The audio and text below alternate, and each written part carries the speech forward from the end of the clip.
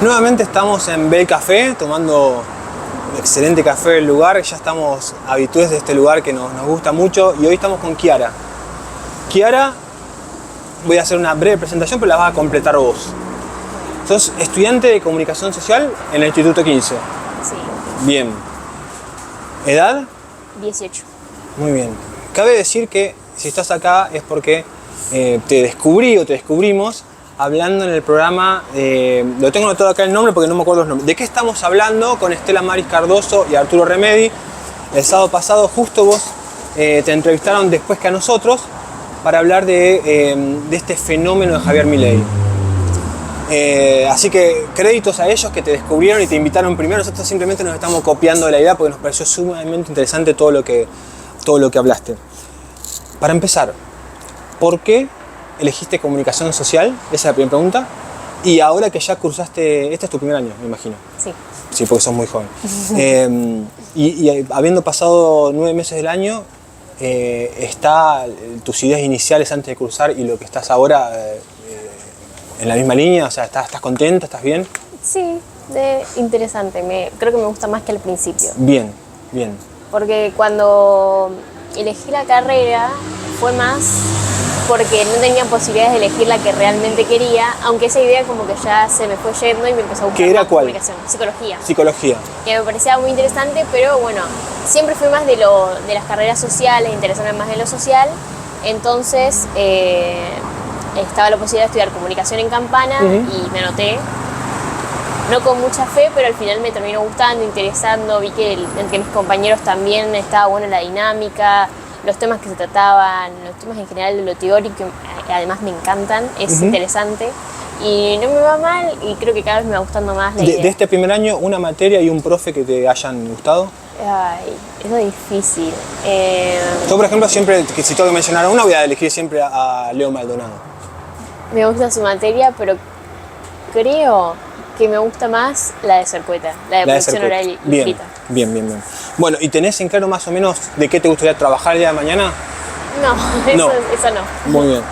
Bueno, anticipé que vamos a hablar sobre el fenómeno de Javier Milei, que te interesa, que lo exponés muy bien. Empezamos por lo primero. ¿Cómo? Porque es sorprendente, llamativo, que alguien tan joven hable con tanto criterio, tanto conocimiento sobre la causa. ¿Cómo surge este interés tuyo, primero por la política en general y después en esto de escudriñar el fenómeno de Milei? ¿Dónde está la raíz de esto? Bueno, en la política no tengo claro cómo surgió, pero me parece que a lo más cercano, lo que me empecé a meter en la política fue cuando se empezó a debatir la ley del aborto, claro, que había un movimiento político, el movimiento feminista, entonces me empezó a interesar más y empecé a meterme más en temas más políticos. Y después, esto es muy gracioso porque me puse de novia. Ajá. Y a mi novio le gustaba, o bueno, le parecía interesante Esper. Ajá. Y entonces, a medida de eso, encontré a Milei. Y ahí empezó a surgir como el interés, ya lo conocía, iba viendo, no tanto, pero como que yo sabía de la existencia. Igual yo me centraba más en Esper y como que iba viendo más qué hacía. Y ya ahí me parecía raro los personajes que estaban surgiendo en la política. Pero básicamente así lo conocí y hasta el día de hoy sigo viendo, sigo investigando, veo los archivos. Bien. ¿Y vos, con la mano en el corazón, pudiste prever lo que terminó pasando en las PASO con Milei? Un poco sí, porque uno cuando está en las redes sociales ve mucho lo que va a pasar, aunque uno diga, bueno, no se le puede creer todo a las redes sociales, pero había una fuerte voz que decía Milei. Acá puede pasar algo. Sí, Okay. decía Milei y pasó. No, yo te sé por qué te lo digo, porque ese hype, por así decirlo, de las redes sociales con respecto a Milei, yo lo noto, quizás no tan fuerte, pero lo noto bastante con Guillermo Moreno. Y Guillermo Moreno después no sumó nada de votos, o sea, no lo votó nadie, básicamente. Es un movimiento que parece que es fuerte en las redes sociales, pero que después no se plasma. Pero bueno, en el caso de Milei, sí lo hizo, ok. Sí. Entonces, ¿vos sí creías que podía pasar ese techo de 15 puntos? Y sí, Ok. era muy probable. Pero igual decime que te sorprendiste, porque... Sí, como que yo decía, puede que no. Y cuando vi los resultados dije, ¿cómo podía ser? A pesar de que uno ya lo tenía, como, ¿cómo puede ser que haya pasado? ¿Y cuál es tu análisis? Porque se suponía que era un fenómeno que estaba circunscripto a adolescentes de clase media, de redes sociales, y de repente, ¿qué pasó? Sí, yo siento que también es como, a ver, yo cuando analicé esto, que creo que se lo dije a Estela, no sé la respuesta, no tengo una bola mágica. A veces, por ejemplo, el profesor de metodología dice, uno no sabe, tiene que preguntar bien el por qué, investigar más, pero a mi parecer siempre veníamos acompañados del PRO y de Unión por la Patria ahora, y siento que eran ideas que uno ya conocía, y al ver un personaje nuevo que, bueno, tiene ciertas características que a uno hace que lo llame, que empatice, que se siente identificado, que se sienta parte de un cambio, pasa lo generacional y pasa a la gente más adulta. Aparte hay gente que ya no sabe, que está cansada de lo mismo y va y apuesta. Pues. Podríamos decir que hay una parte del factor novedad y hay otra parte de las falencias de los dos lados de la grieta, ¿no? Como que han decepcionado a mucha gente y dejaron un hueco para... Sí, para que, bueno, el que venga y pueda pisar más fuerte tiene oportunidad.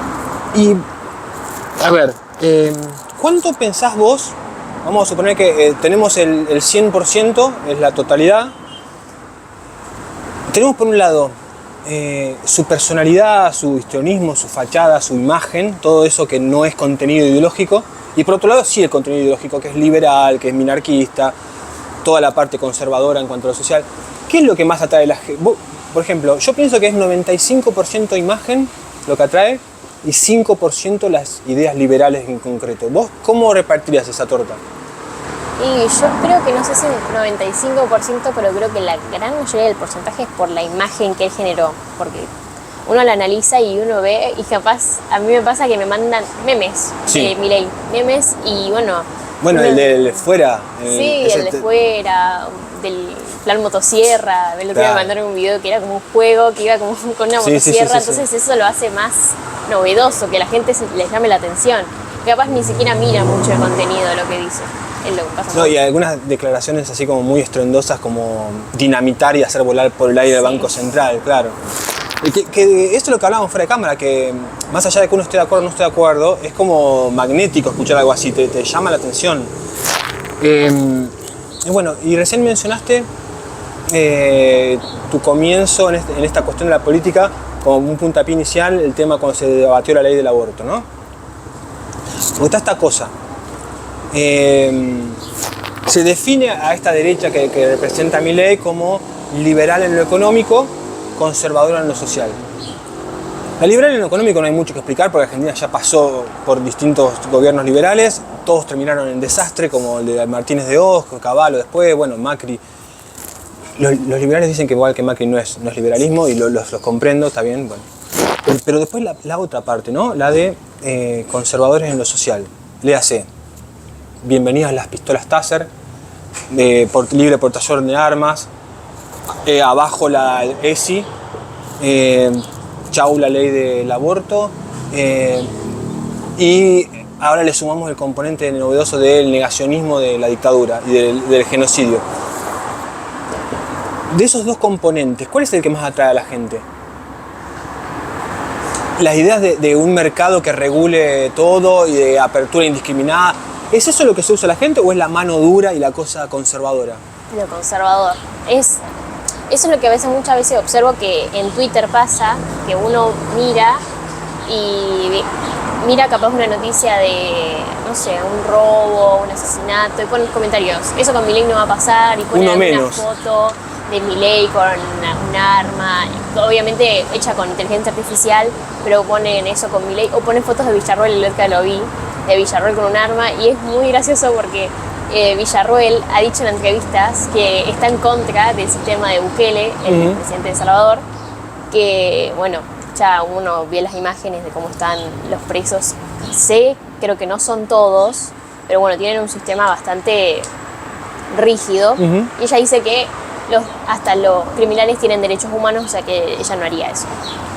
Bien, quizás haya como matices entre ellos mismos sobre estas cuestiones. Sí, pasa mucho, que uno ve que Villarroel dice una cosa y Milei en otra entrevista dice otra, pero cuando están juntos vuelven a decir como, yo cuando dije eso. Pero por ejemplo, la posición de Milei con respecto al aborto me imagino que te debe alarmar. Sí, por lo que vi igual en unas entrevistas actuales, es que él no va, no va a venir y la va a sacar, sino que va a dejar que la gente elija si la quiere o no. Lo cual sí es peligroso porque, bueno, siempre hay un... Alguna vez le escuché decir a él, no sé si, no le he salido, no sé si a él o a alguno de sus seguidores, que si la cuestión del aborto se llevara a un plebiscito, y no por el sistema convencional de armado de leyes, que habría más gente en Argentina en contra que a favor. Es probable, porque o sea, hay mucha gente que tiene una visión y hay gente que es mucho más vieja que hasta está en contra y bueno, hay un porcentaje que a veces uno nunca ve, que puede llegar a influir. O bueno, cambios de pensamiento como viene arrasando la derecha, hay cambios de pensamiento en cosas de esto de bueno, no puedes decir sobre la vida del otro, porque bueno, el feto es una vida más, tiene un propio ADN, como dice Milei. Entonces son cosas que pueden cambiar ciertas cosas de acá a cuando se legalizó la ley del aborto. Y lo de la casta tiene miedo. Eso funciona, ¿no? Sí, eso lo vi mucho, de que, bueno, Milei lo que creó fue un enemigo en común, para que la gente se identificara con ese enemigo en común, entonces dijera, bueno, Milei va con esto y yo me siento identificado con esto y bueno, lo sigo y soy parte de ese cambio contra la gente que siempre se aprovechó de nosotros. Entonces sirve, funciona, porque el griterío que hay cuando cantan, la casta tiene miedo, es increíble. O sea, uno lo ve y dice, qué fenómeno más peculiar, uno que ve a tanta gente cantoreando eso es inusual. Y por ejemplo, el hecho de donar su dieta, ¿crees que es algo que también suma a toda esta parafernalia novedosa? Es claro que Milei no vive de eso. Claro. Entonces es como que, ay no, porque otros políticos no lo hacen, entonces no ven que Milei es bueno, es diferente a los demás políticos, pero por donar su sueldo es claro que él no vive de eso nada más. Pregunta, vos en tu mundo ya no académico sino social, tus amigos, las personas, colegas de edad, ¿tenés la posibilidad de hablar de estos temas? Sí. ¿Sí? Sí, soy un poquito más, yo soy más de ir a hablar de lo político, mis amigos no tanto, pero sí, lo hablamos. Ok. ¿Y tratás, lidias, tenés amigos en el círculo pequeño que apoyan a Milei? Sí. ¿Y te pones en la cosa mesiánica de hacerles cambiar el voto? No, porque... No sos tan intensa ahí. No, porque hay algo que también critico mucho de la gente que sigue a Milei, que es que te persiguen para que pienses y votes a Milei. Entonces yo no lo haría. Yo capaz digo, no, pero capaz me mandan un video o algún argumento y yo digo, no, pero vos viste esta parte del asunto y no intento cambiar el voto porque estamos en un país democrático, ¿no? Claro. No te podría convencerte, pero no lo voy a hacer a la fuerza, porque no está bien. Yo no te voy a preguntar de ninguna manera tu orientación política, pero sí la tenés una y definida, ¿no es cierto? Sí, más o menos. ¿No llegás al cuarto oscuro sabiendo claramente qué vas a hacer? La primera vez que fui, no. Me sentí como muy... Porque fue la primera vez votando y me sentí como muy presionada, muy cohibida, porque había muchas opciones y era el momento donde uno donde se sentía muy a flor de piel diciendo, ¿qué voto? Porque estaba todo así como muy... No, porque si votás a este, si votás al otro... ¿Aprovechaste el voto joven? ¿Votaste a qué edad por primera vez? No fue esta la primera vez, la de estas pasos. Sí, fue la primera vez que voté. Okay. Entonces como que había muchas cosas y el nerviosismo porque había... justo donde estaba yo en la fila había gente que estaba muy apurada por votar, entonces como que uno se siente más presionado. Y me pasó que... ¿Qué le pasa a esa gente? Una vez cada tanto hay que votar, sí. Están ansiosos, se pelean con... Sí, había un señor que estaba quería pasar por enfrente de todos. Ajá. Porque era un señor viejo nada más. Y me pareció como que estaba muchas boletas y yo sabía como no sé qué hacer. Porque era como, bueno, si voto a este pasa esto, si voto a lo otro, pero si voto a lo que realmente quiero, es muy probable que no. Claro, Entonces, está entre el voto desde el corazón y el voto práctico, ¿no? Porque claro. vos, por ejemplo, no sé, yo voté a Juan Grabois sabiendo que no podía ganar. Entonces, bueno, uno dice, conviene hacer esta clase de votos, claro. Pero bueno, está bien. ¿Qué ves? Ya que un poco de futurología acertada hiciste y estuviste bien, porque vos fuiste de las que pensó que podía Milei romper el techo de los 15 puntos en los pasos. hacemos un poco de futurología ahora en las generales. ¿Qué va a pasar? Sí, para mí es muy Milei. Aunque mucha gente igual se está dando cuenta de que no era tan buen personaje, pero sigue teniendo esa cosa de es nuevo, no se sabe qué va a pasar. Y se apuesta por eso para ver. Ayer escuchaba entre mis compañeras es que yo quiero un futuro para mis hijos, para dejarles. Y a veces votar a lo mismo es como saber esperar la decepción. Entonces quieren votar a algo nuevo. Y bueno, Milei se presenta como el nuevo y novedoso, entonces se apuesta por eso. ¿Sabes qué? Yo debatía también con amigos, con personas con las que trato, cuál sería una buena estrategia para hay una persona que votó a Milei para cambiarle el voto, para hacerla reflexionar sobre algunas cuestiones, y llegamos a la conclusión de que lo que estábamos haciendo estaba totalmente mal, que lo único que estábamos haciendo era reforzar el voto, o sea, diciéndole, ustedes son negacionistas del genocidio, ustedes quieren llevar a más y más ajuste, que con todo eso lo que estamos haciendo es reforzar su identidad por ese espacio. ¿Vos cuál crees que sería el approach correcto? Pasa que es difícil. ¿Meterse con el bolsillo por ahí? Es que es difícil, porque es como te explicaba antes, hay gente que está como cegada y te dicen, capaz vos le decís lo de la dictadura, con más razón los votos. Claro, no, eso seguro, eso les encanta. Es muy, o no sé, están en contra de la educación sexual, a pesar de que hay problemas que, bueno, la educación sexual podría arraigar, o sea, podría desaparecer, pero igualmente van a decir, con más razón lo voto. Y hay cosas que vos no podés, por ejemplo, yo con mis amigas más cercanas tuvimos esa discusión de, bueno, no queda otra, lo votamos. Y yo no estaba muy convencida de esa idea, y bueno, después de los pasos me empezaron a mandar videos, clips, y yo cada vez se los refutaba diciéndole, no, pero es que esto no es así, o lo pensaste de esta manera, e igualmente decían, bueno, igual no puedo hacer nada, o sea, es obvio que va a pasar, y entonces van a seguir la corriente, siguen la corriente de... Entonces es difícil cambiarle el voto a una persona que tampoco tiene una posición política, porque claro, pasa mucho en los jóvenes, no tiene una posición política marcada, no es como que siguen a Milei porque siguen esa ideología, simplemente porque como que también les parece que no hay otra cosa. Puede ser que este fenómeno de Milei, esta cosa tan furiosa, porque aparte tiene esta cosa de cuando hablamos de la ESI, por ejemplo, ¿no? Yo alguna vez lo escuché a Milei hablar de que no es un problema tanto de la educación sexual en sí, sino el componente de la ideología de género, lo que le molesta. ¿Puede ser que este fenómeno de Milei se vea fortalecido como reacción a un crecimiento de lo que se llama progresismo? Sí, yo creo que sí, hay mucha gente que ves y te dice, capaz de decir y crear conciencia de que existen otras organizaciones sexuales para ellos de adoctrinamiento y es progresismo, y es algo que, a ver, ellos se dicen que quieren ser primer mundo y en el primer mundo saben más que nosotros, o sea, creo que son más progresistas que nosotros y imponen ideas progresistas porque no podés negar las cosas que pasan. Y a veces dicen, no, porque en otros países hay pena de muerte, te encarcelan. Y ellos dicen, bueno, ¿qué querés que haga? ¿No? Y quieren seguir siendo conservadores en esas ideas. O yo veo mucho, porque fui a una escuela que tenía una orientación religiosa y callan mucho, o sea, no hablan, claro, más allá de sus ideas religiosas de orientación sexual o identidad de género, callan mucho en otras cosas y no dejaban que profesores que tenían ganas de implementar ideas como, no sé, hacer conciencia de la violencia de género, traer para hacer charlas, no querían. Entonces siento que hay mucha gente que está en contra de eso, entonces se siente identificado con Milei y la educación sexual, porque bueno, escuchaba yo un video que me pareció horroroso, el video de Israel Roel que dicen queremos erradicar la ESI porque la educación empieza en la casa.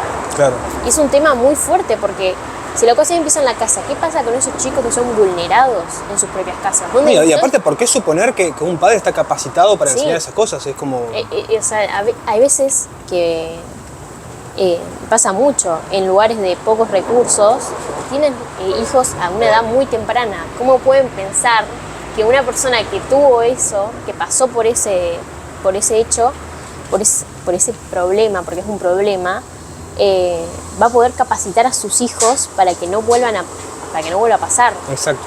Para cuidarse, para pasa que mucho no es mucho de cuidarse, sino el tema de la información de las enfermedades de transmisión sexual. También. Porque a veces uno es consciente, pero no mantiene la gravedad, no entiende la gravedad de lo que pasa cuando uno tiene una enfermedad de transmisión sexual.